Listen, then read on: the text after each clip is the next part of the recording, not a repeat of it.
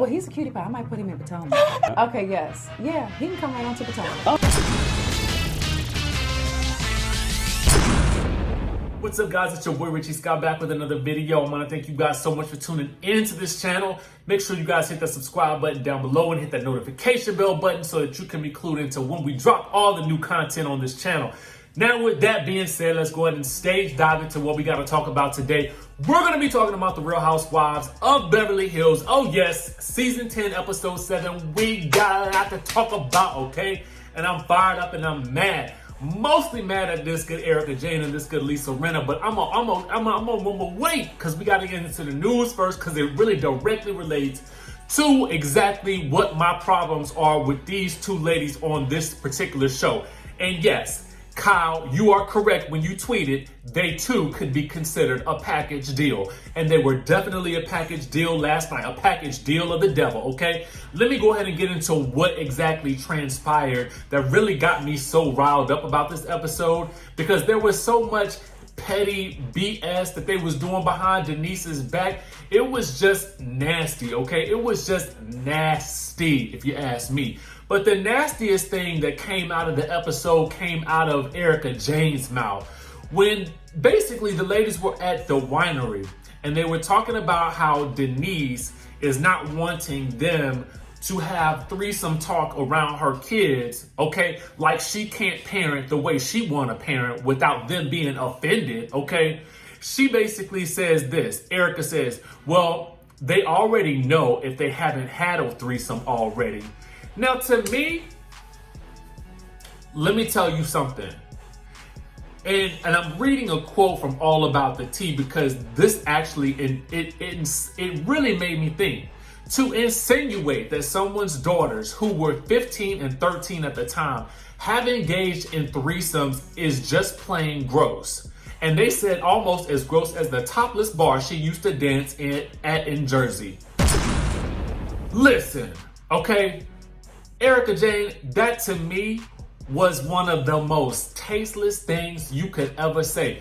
As if this woman cannot raise her children the way that she wants to be raised. Now, I will admit, at times Denise can be a little bit of a strange bird, okay? I'm gonna go ahead and admit that. I can go ahead and be honest about that. I can also be honest about the fact that I really don't think it was that big of a deal to her daughter. But it was a big deal to her. And at the end of the day, all she's asking is for you ladies to respect exactly what she asked you to do when you come to her home, okay? When you go into her home and that is what she's asking you to do, respect it, okay? Nobody, listen, and this is my other thing with Erika Jayne.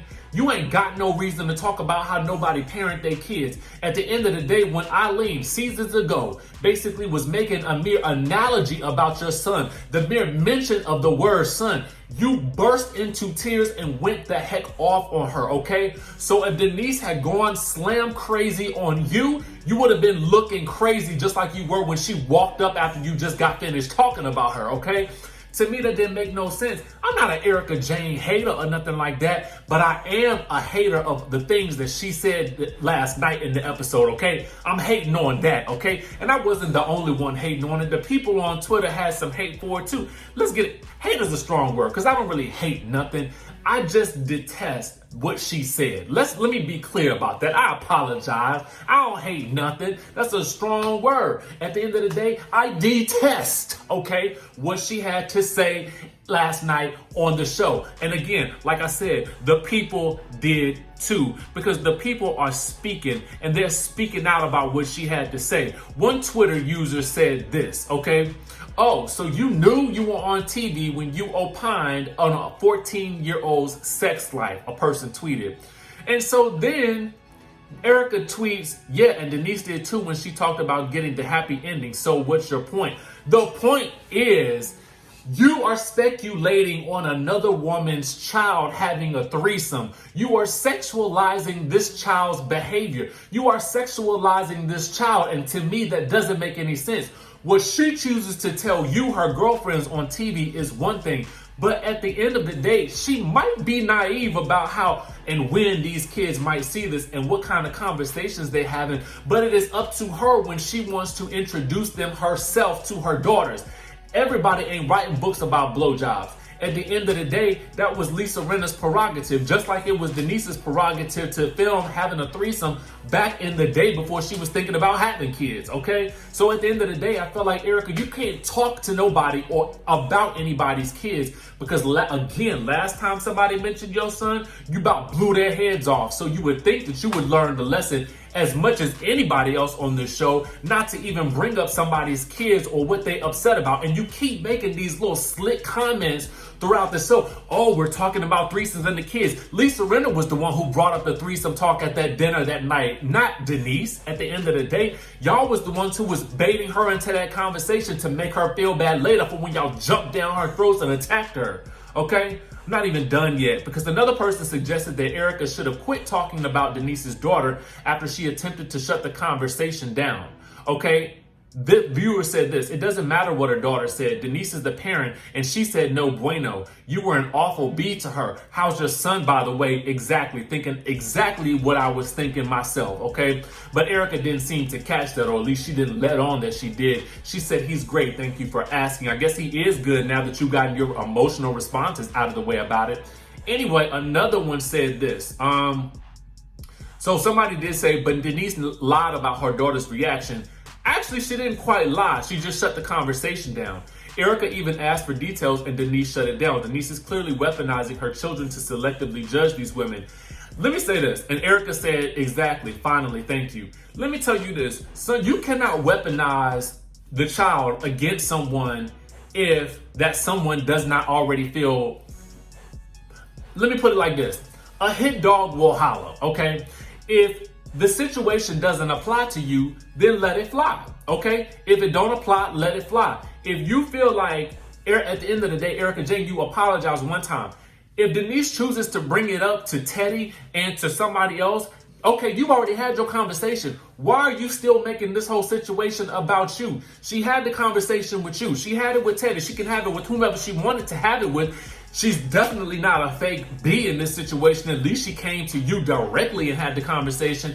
But the fact of the matter is, all y'all felt like y'all needed to get together to have the conversation and then pounce on her, just like y'all do with everybody every season. Okay, you know what I'm saying? It's just odd to me. Okay, it's really, really odd. And then another commenter said, "Are you threatened by Denise Richards' big D?" Okay, and in response, Erika tagged Brandy Glanville and then a shrugging emoji. Okay, listen, you guys let me know what you think in the comments section down below. The next thing I want to talk about is Lisa Rinna. Lisa, I'm trying to understand. Denise said that this is your friend of 20, y'all have been friends of 20 years.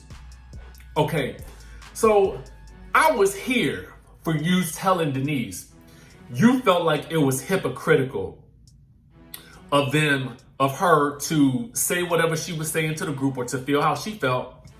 I can appreciate the directness of that conversation. Up until the point where you asked her about Charlie and the hookers. It was like, you know what? I was rooting for you at that point because I felt like you clearly articulated what the other ladies were thinking but not saying. And I can appreciate that thought, right? Because that's what they were thinking and that's what they were talking about. But to go and ask about the hookers and stuff like that, them kids have probably already been through enough. This woman has already probably been through enough. If she wants to talk about the story in the way she wants to talk about it, then that's fine. But you as her friend coming at her like that when all the ladies have already had a couple of rounds at her, it was just like, what are you doing right now? What are you doing? You turning into Tamra Judge? You know what I'm saying? And y'all know why I call her Tamra Judge, okay? Tamra Judge was the person on Real Housewives of Orange County who was basically inciting all the drama with people, bringing up crazy conversations, bringing up hot topics to throw in people's faces in order to make the show go round. You know what I'm saying? I just felt like that was unnecessary. It was cruel, and it was definitely designed to embarrass Denise. Okay, now I understand people might think that I'm a Denise sympathizer, but I think the problem with me with these ladies on this particular show is the fact that this happens season after season after season after season after season. They can argue amongst themselves, but after a while, the vultures start spinning, and they usually find one target to take aim at and to take all their aggressions out on. You know what I'm saying? The other things that I want to talk about is Teddy sort of bossing up to Dorit. At the end of the day, Dorit, this is what you should have told Teddy, because Teddy just irks my spirit for some reason. She just irks my spirit. Teddy's gonna tell Dorit, you need to stop including me in your conversation, in your dialogue about Kyle when you have a problem with Kyle. The problem is with you, Teddy, is that she cannot do that, because every time she has a problem with Kyle, your butt is jumping up in there, okay? You jumping up in there to give your thoughts and your opinions to back up your leader, okay? At the end of the day, if you had stayed out of the conversations in the first place, nobody would even be having this dialogue about you and Kyle. Bottom line. Now, what I was here for was Kyle apologizing to Denise. I was here for that. I was even here for Kyle smoothing things over with Dorit, okay? I was here for that because I felt like maybe Kyle is calming down. Maybe she hasn't been traveling so much by this point. She's getting over the jet lag, because I don't know what had been wrong with Kyle in these previous episodes. I'm gonna try not to hold it against her, because I feel like I've been traveling before. I've done a whole lot of stuff, and when I'm tired, I'm a testy, okay? I am tired and testy, and I'm in a bad mood too. So I don't always make the most sound judgments and the most sound decisions, you know what I'm saying? But at the end of the day, the episode to me was crazy, and it looks like it's about to get even crazier next week, okay? Because we got Denise storming off from over at Kyle's house because she didn't want to bring her kids around these people. And at the end of the day, y'all giving her such a hard time about it. Why the heck would she want to bring her kids to any more events anyway? Anyway, y'all let me know in the comment section what y'all think about this episode. I mean, you know, did I go too hard? You know, maybe I did, but I couldn't help myself. I felt passionate about it. Make sure you guys hit the subscribe button, hit the notification bell button, and I'm going to see y'all in the next video.